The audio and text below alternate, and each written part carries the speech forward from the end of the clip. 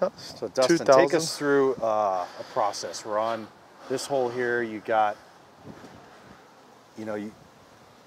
what's everything that goes through your mind when you're taking into account this shot? So we got wind, we got shape, we got all that stuff. What do you see on this shot, and how do you execute it? So obviously the wind's blowing down out of the right.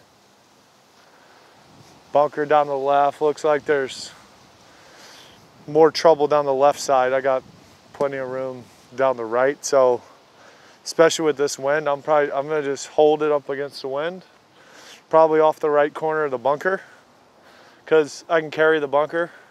If you happen to hit it straight, it's going to cover the bunker. If it overcuts, you're in play. Yeah, it's not going to get to the trouble on the right. Your miss in this situation would always be to the right, an overcut. Right. How do you, what do you do in your swing or your technique to kind of guarantee that the miss is going to be an overcut and not a pull? A lot of practice. But I'm just going to make sure I'm going to make sure I hold that face a little longer than I normally would, just to make sure that it won't go to the left. Yep. Ball position. I mean, I say a little longer. It's probably a fraction of a second, but yeah. Ball position the same. I'll probably really make sure I move through it too, because obviously hanging back is the one that'll make it go to the left. So just really make sure I drive through it. And do you pick a specific start line? Yeah, it would be the right edge of the bunker. Because when you're watching on TV, you do your couple practice swings and you kind of look at where you're going. Are you really dialing in? Looking where I want the ball to start. How? I mean, obviously, I have the shape of the shot in my head already. And then I look where I want it to start, and then I'll look at my finish line. How specific are you, like in this situation, on your start line? Is it just the bunker, or is it like Yeah, I mean, I'm looking there, but I mean, I'm really looking at my finish line and judging on the wind how much I think that ball is going to move in the wind. So in this situation, it's kind of left bunker. The right side of it. Right side of it.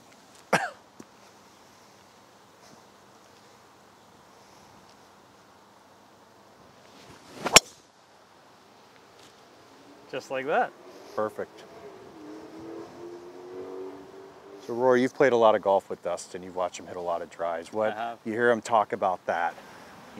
What do you think about with like his swing, his technique, how he does it? What have you learned anything from him? Yeah, so I mean, so DJ and I go way back. So we first played against each other in the Walker Cup in 07. So we've been playing against each other for 13 years. And like DJ has like changed his game from then. I mean, I remember when we played Walker Cup, you predominantly hit a draw.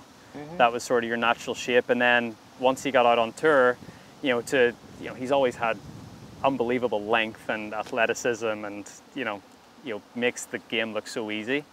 But I think for him to just control things a little better, he started to go to the fade, and that's been his go-to shot. And I mean, even we played 2 practice rounds at Augusta last week, and then played the first 2 days together.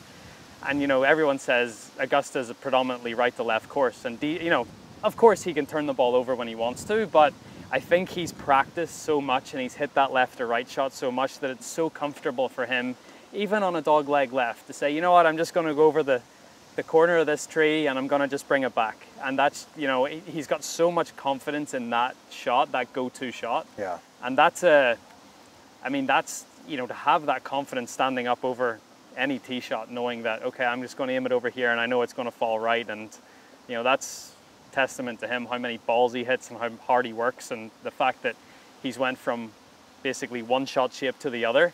And Did you try and draw any balls at Augusta? I mean, the only one is 10, but that's not even a draw, it's a hook. It's a But no, it's serious. So I can hook it, no problem. Yeah. The problem is controlling the draw. I mean, I don't think I drew any shot. I mean, irons I'll hit straight or turn into the wind or something, but that's completely different. An iron's really easy for me to turn it over, but I still, 95% of my shots with an iron, I still fade it. And even on a left to right wind, I'll make the fade go like the same distance as my normal one, Yeah. I'll still start it left with a little hold and let it work back to the right. How many drives at Augusta did you hit all out? Like when you give it a go, you're 184, 185. Did you give one drive all week that, or is it mostly? Like no, I did a couple on 8. The Saturday and Sunday, I think we were getting a little bit of help on 8, and so I gave those a pretty good smack just because I know I can cover the bunker. So I hit, but that would be probably the only 2 drives was on 8. And the other ones you call it what, an 85% of your, you feel like your power? 85. Kind of like that one was there, probably? Yeah, 178. Yeah, I was probably going a little faster at Augusta, but yeah, I haven't hit a lot of balls in a few days, so. Nice. But yeah, cool. normal, you know, I'm always around 81, 82 for normal drives, and then, you know, in tournaments on some when I hit hard, or 85, 86 maybe. Yeah. So you know, my natural shot shape is the other way to DJ. So, you know, I get on a hole where the wind is down off the right, and I'm just like, I'm loving it because I know I can hit my sort of high draw out there and the wind's going to carry it. And so, but it's not, you know, the start line for me isn't that far away from DJ's. So DJ was sort of trying to hit it on the right edge of this left bunker, and I'm going just a touch, I'm going at that tallest tree in the distance. And that's sort of my start line, and then just trying to let the wind bring it this way. Yeah, I'm not trying to work it back against it, but I know that if I just hit a shot and it stays dead straight, it's going to be fine. And then if it turns over, it's going to be perfect. So that's the way I would think on this tee shot. How focused are you on that tree? Or are you just kind of in the area, or do you really stand behind it? Yeah, I'm pretty focused on that. You know, as DJ said, like I'm more focused on my start line than I am my finish, because I've already got the shape of the shot in my head. So it's just a matter of, you know, picking, you know, sometimes I'll pick an intermediate target that's just a few feet in front of the ball, and I'll walk into it, and then, you know, I'll just get myself set up on that. And then you feel the shot you want to play. Do you not use an intermediate target all the time? Just sometimes? Sometimes, just sometimes. Is there any consistency on when you use it and don't off the tee? Yeah, so I think, actually Augusta's a good example. There's a lot of tee shots there that are like straight, like the tee box is like straight, the hole straight, everything's just sort of like, and sometimes you can't just aim dead down a straight tee box, because if the wind's off one side or the other. So, you know, sometimes when I have to aim a little left, I feel like I aim across myself, and it sometimes just feels awkward. So, and I don't know if I'm actually aiming where I think I'm aiming. So that's when I start to sort of bring it back and be like, okay, you know, it's always easier to aim at something that's closer to you than it is far away. So just when I feel like I get a little off with my aim, or I'm not quite comfortable, that's when I'll go to the intermediate target. Perfect. Let's hit one and take us through it. Right. Same thing. So that tree, and then even something like this, the sun's in her eyes, it's a little glary, you know, it's hard. Maybe an intermediate target is. So tee height for you? So I tee it, you know, especially on a tee shot like this where you've got a bunker to carry, it's downwind. I'll tee it high and head up on it a bit and launch it. That's my preferred thought. So on that tree.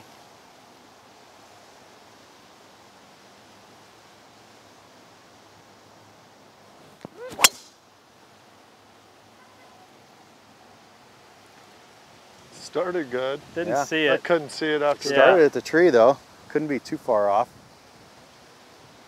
That sounds like perfect spot. Not good to launch see and anything. spin and maximized. Yeah. 323 normalized carries. Yeah. Quite nice. Yeah, I let it draw 8.9 degrees left spin axis, so bit of a draw. If you're going to play a fade, Dustin tees his ball down a lot. Yeah. I mean, to play he doesn't the fade do it as much, not much, a little lower. Not much. But I can still, even when we played at Augusta, I hit a couple little low cuts out there on some holes where it's a little tighter, and it's, you know, you just want to get it in the fairway. Yeah. Yeah. So yeah, but I mean, you know, if that last one was a normal tee height, maybe, I mean, that to me feels sort of low. That's as In low this as I would. situation with the right to left wind, you'd never be rare you would hold it up against it. Very rare. You'd always use it. Yeah, I'd always use it. Yeah, especially it's a, you know, the holes going left. Yeah, everything. It's sort just of comfortable. Yeah. Yeah. If Generally, this hole went straight away. I mean, your miss is going to generally be just a little bit maybe of a push. Yes. Because yeah, you're teeing it up, you're hitting. Yeah. So Yeah. I'll leave it. Yeah, I'm pretty. You know, if I really go after one hard, that's when I can start to get the left miss. But most of the time, I'll just leave the club a tiny bit behind me, and it'll Just be a push out there in a wind like this, and this hole, it just works out it's perfect. fine. Yeah. But I'll try to hit a little hold like DJ's.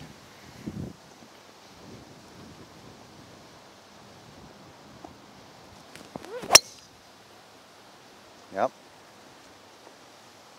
It was holding. It's nice.